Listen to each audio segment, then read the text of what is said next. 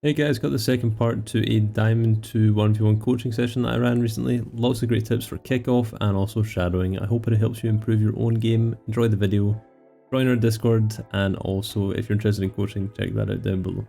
But before that, sponsor time. AOEA allows you to buy and sell Rocket League items at great prices. Whichever platform you're on, you can find that last item to finish off your preset. Use code VMN at checkout for a discount. And I'll leave the link to AOEA down in the description, so be sure to check that out.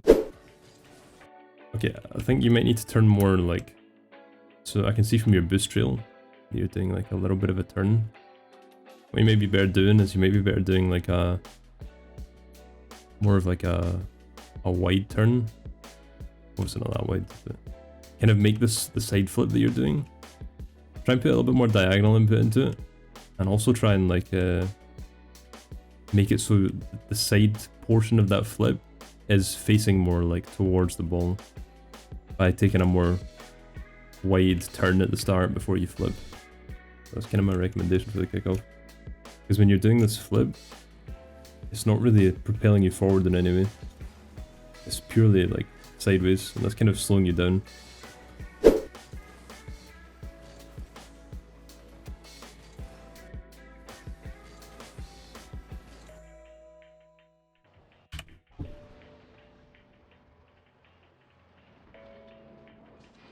Yeah, you're also hitting that, you're also contacting the ball very low. So when it comes to 50s, when we land here, especially on kickoff, we want to make sure we're jumping like up towards the middle of the ball.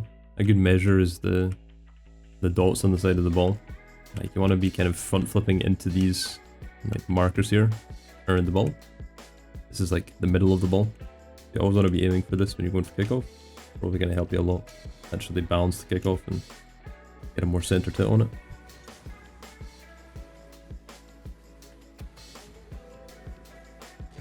Nice, good play.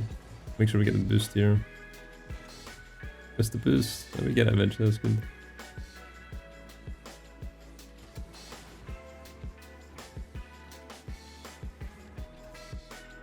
It's a nice little bump you get on him.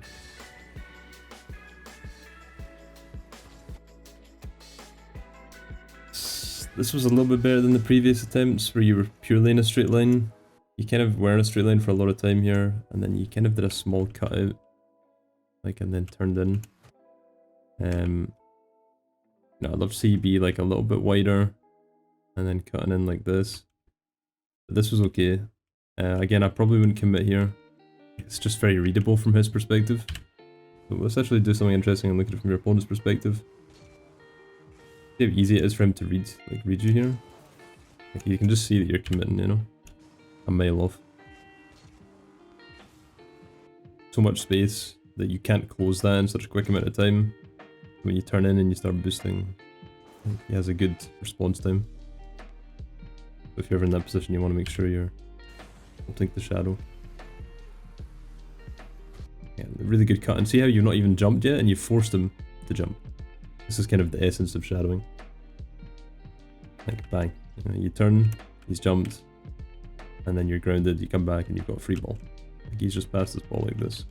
You take it to the corner and you start your attack. Really free. Yeah, you recover it with a nice bump on him, which is good.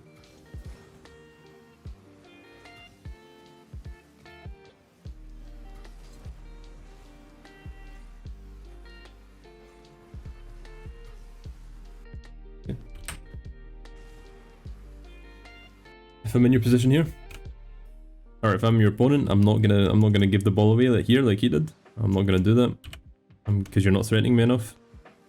So what I'd recommend you do is you actually drive up on the wall, and you threaten this guy. Like threaten the ball, threaten the possession here, and then you're gonna turn on the wall and you're gonna go back. Okay, and it's gonna put you in this natural path to pick up boost, to start shadowing on this side. Again, it's like, it'll feel natural when you start doing it right, and everything's gonna like kind of slot into place like a puzzle, you know? Like pathing should feel natural, and it should feel like you're getting everything done when you do the right thing. Whereas like this, get the boost, it gives away possession, which is nice. But again, as I said, if I'm your opponent, I'm not going to give away possession there.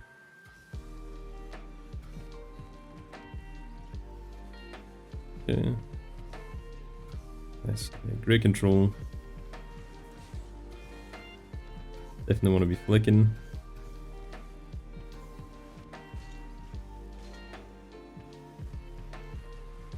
Okay. Ooh. Yeah, that was a nice try.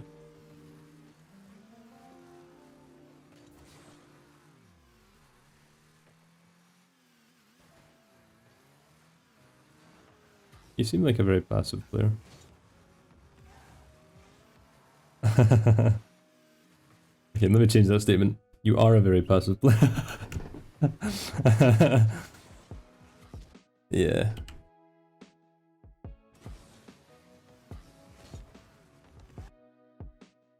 Okay, you did this in the previous game. Opponent attacked, completely screwed up.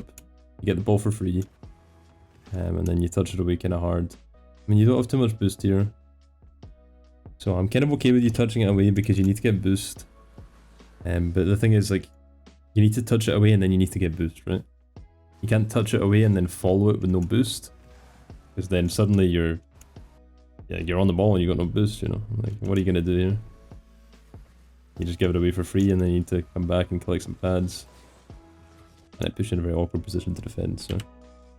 In this position, I'm kind of going to forfeit the ball, forfeit the possession. Like, realize, you know, I can't do anything with this. It's really bad for me. Hit the ball. I'm not going to jump. I'm not going to follow it. I'm going to hit the ball and I'm going to come out. I'm going to pick up this pad. And then just because you're, like, really in a bad position, you might need to kind of hunker down and play that turtle playstyle. But it kind of depends what your opponent does, you know? Yeah, the one time you don't do it, yeah. It's kind of like, this is the one chance to turtle, I think. Yeah. Like, you get too aggressive when you can actually do anything. Yeah.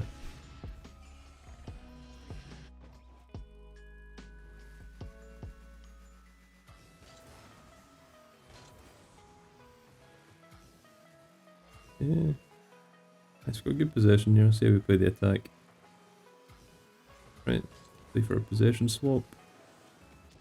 Get a really nice shot. Wow, that was good. Top left corner.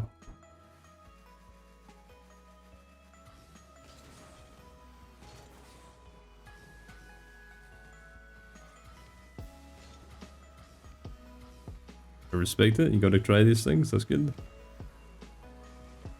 Gotta practice them.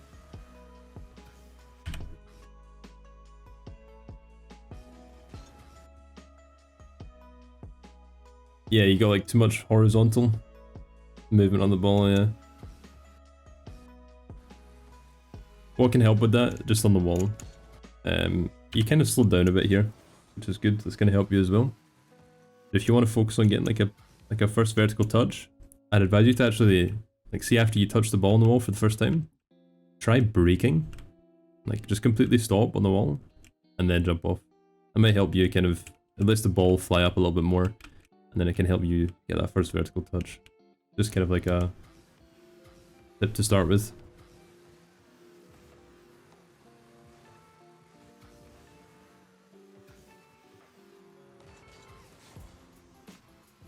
Okay.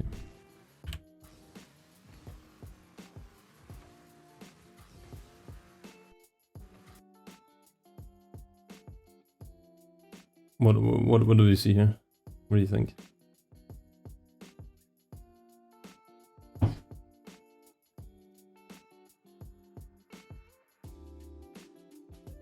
Yeah, kind of. Like, he could probably shoot here and score right in this corner. Yeah. My main problem with this... Yeah, I'd say it's the cutting, right? My main problem is just the space. You're so far away from him. And I'd love to see, like, before it gets too close to your goal, I'd love to see you threaten this guy. Like, right here, this is the prime opportunity, you know? Just to cut in and threaten him. And when you cut in, you've suddenly cut off his opportunities, you know, into this box here. Like, you've completely cut it off, you've narrowed it, you know, into this line. and you've got a good idea of where he's going to shoot, what he's going to do, and you're also threatening for him to give it away. But yeah, I won't touch on this too much more. I've got the metaphorical stick out.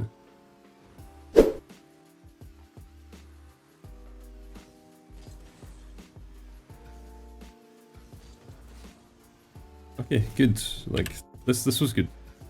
Now, I want you to realize, like, this is perfect, okay? And, like, it's not the challenge that's perfect, it's the aggression that's perfect. Like, you do not need to challenge here.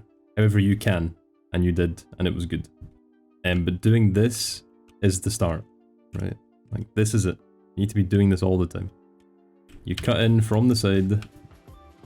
You see how you take this wide stance, you go for the boost like I talked about. It naturally puts you in this position to, like, cut in, right? As you can see. Like, he's passing, you get the boost, and then you start cutting in. And then it gives you this really deep turn in on him. And then when you reach this point, you can decide whether or not you want to commit, or whether or not you want to turn. And that's entirely up to yourself. You decide to commit this time, but you see how the option there to turn is also there, right? Like, it gives you the option.